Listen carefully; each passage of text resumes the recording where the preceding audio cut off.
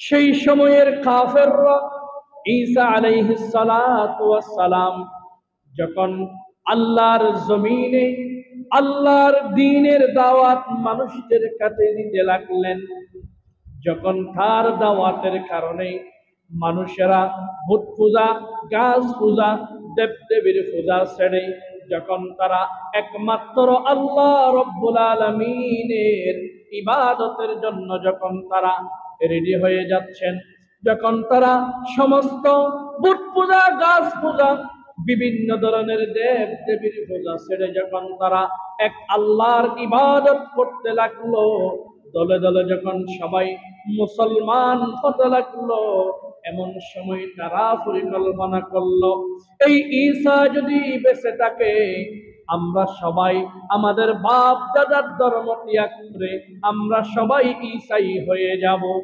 এই চিন্তা মাথায় নিয়ে তারা হযরত ঈসা আলাইহিস সালাতু ওয়াস সালামের উপর জুলুম নির্যাতন শুরু করে দিয়েছে।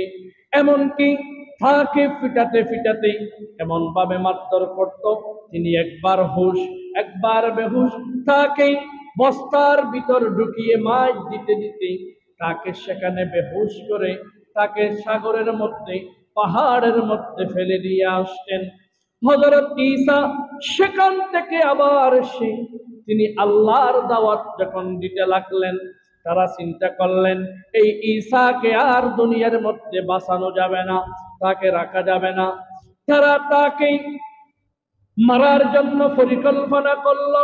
এক পর্যায়ে হযরত ঈসা আলাইহিস সালাতু ওয়াস সালামকে তারা মারার জন্য তারা করলো। হযরত ঈসা আলাইহিস সালাম তিনি সামনে অগ্রসর হচ্ছে, কাফের মুশরিকরা তারা দলবল অসংখ্য কাফেররা তারা দা ছুরি নিয়ে, লাঠি নিয়ে হযরত ঈসা আলাইহিস সালামকে তারা করলো। তিনি যেতে যেতে একটি জুগুড়ি মিটে একটা গড়ের মধ্যে তিনি প্রবেশ করলেন। প্রবেশ করার সাথে সাথে জিবরাইল তার কাছে আগমন করলেন।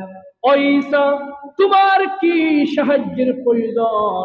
তিনি আমাকে বলো, আমি তোমাকে সাহায্য করব।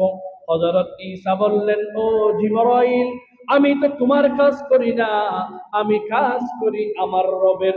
আমাকে রক্ষা করার জন্য তোমার সাহায্যের প্রয়োজন নাই, আমাকে সাহায্য করবেন স্বয়ং আল্লাহ।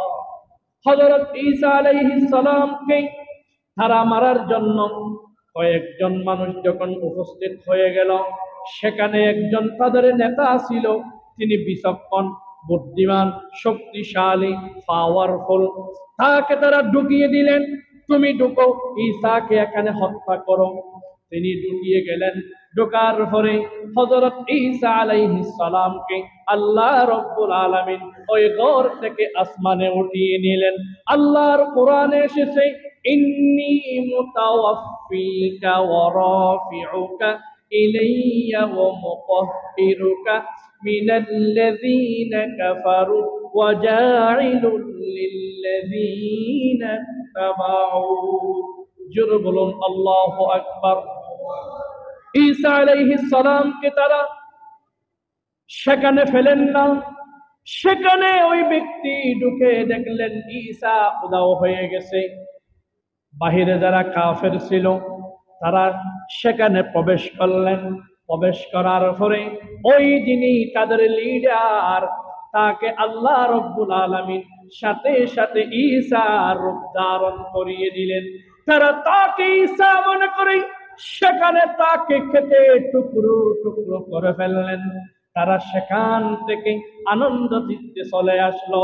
পরবর্তী তারা বুঝতে পারলো আমার নেতারা কোথায়, আমাদের নেতা কোথায়। তখন তারা বুঝতে পারলেন তারা ঈসাকে মারতে পারে নাই, তাদের যিনি নেতা তাকে তারা হত্যা করে ফেলেছে। বলি নাউযুবিল্লাহ। ঈসা আলাইহিস সালামকে আল্লাহ রাব্বুল আলামিন এই দুনিয়া থেকে চলে নিয়ে গেলেন। তার কাছে ঈসা আলাইহিস সালাম এখনো পর্যন্ত পঞ্চম আসমানে তিনি আছে। তিনি কিয়ামতের আগে দাজ্জালকে হত্যা করার জন্য, এই পৃথিবীতে ইসলামকে বিজয়ী করার জন্য সিরিয়ার কেন্দ্রীয় জামে মসজিদের তিনি মিনারা দিয়ে এই আল্লাহর জমিনে আবার চলে আসবে। তখন তিনি নবী হিসেবে আসবে না, তিনি একটি দোয়া করেছিল, আমি বনী ইসরাইলের নবী হতে পারি, কিন্তু আল্লাহ আমাকে আপনি হযরত মুহাম্মদ সাল্লাল্লাহু আলাইহি ওয়াসাল্লামের উম্মত হিসাবে আপনি আমাকে একবার সুযোগ দিবেন। আল্লাহর জলিলুল কদর পয়গম্বর ঈসা এই দুনিয়াতে আসবে আল্লাহর রাসূলের উম্মত হয়ে, বলি সুবহানাল্লাহ। তিনি এসে এখানে ইসলাম পরিপূর্ণ এস্টাবলিশ করবেন, দাজ্জালকে হত্যা করবে, এই পৃথিবীতে ইসলাম পরিপূর্ণভাবে আল্লাহর রাসূলের নিয়ায় আবার কায়েম হয়ে যাবে, বলে সুবহানাল্লাহ। ইমাম মাহদীর অনুসারী, তিনি ইমাম মাহদীকে সাথে নিয়ে বিভিন্ন জায়গায় জুলুম নির্যাতনের উপর তিনি প্রতিবাদ চালাবে। সম্মানিত হাজিরিন, এই ঘটনা বলা আমার উদ্দেশ্য নয়। হযরত ঈসাকে আল্লাহ রাব্বুল আলামিন তুলে নিয়ে গেলেন। ঈসা থেকে আল্লাহ রাসূল আসা পর্যন্ত প্রায় তারিখের কিতাবে এসেছে 560 বছর। 560 বছর, 560 বছর পর্যন্ত এই পৃথিবীতে কোন নবী এবং রাসূল ছিলেন না। এই পৃথিবীতে যখন নবী ছিল না, এই পৃথিবীতে এত বেশি বর্বরতা, জুলুম, নির্যাতন বেড়ে গিয়েছিল। নিজের সন্তান মায়ের সাথে জেনা করত, মানুষেরা গরু ছাগলের সাথে তারা নিজের যৌন ক্ষুধা মিটাতো, বলি নাউযুবিল্লাহ। কন্যা সন্তান যখন হতো, তারা জীবিত ওই মেয়েকে তারা কবরের মধ্যে দাফন করে দিত, বলি নাউযুবিল্লাহ। এই পৃথিবীতে 560 বছরের এই সময়কে ঐতিহাসিকগণ তারা নাম দিয়েছে, এটা হচ্ছে আইয়ামে জাহিলিয়া, বর্বরতার যুগ। সেখানে মা স্বামীকে সম্মান করত না, ছেলে বাপকে খালতো ভাইয়ের মতো আচরণ করত। দুশ্মন দুস্থ কোনো ভেদাভেদ ছিল না, মানুষ হয়ে গিয়েছিল পশু। আল্লাহ রাব্বুল আলামিন এই সময় এই পৃথিবীর বুকে আজকের এই দিন 12 তারিখ, কিন্তু বিভিন্ন ইতিহাসের কিতাবে,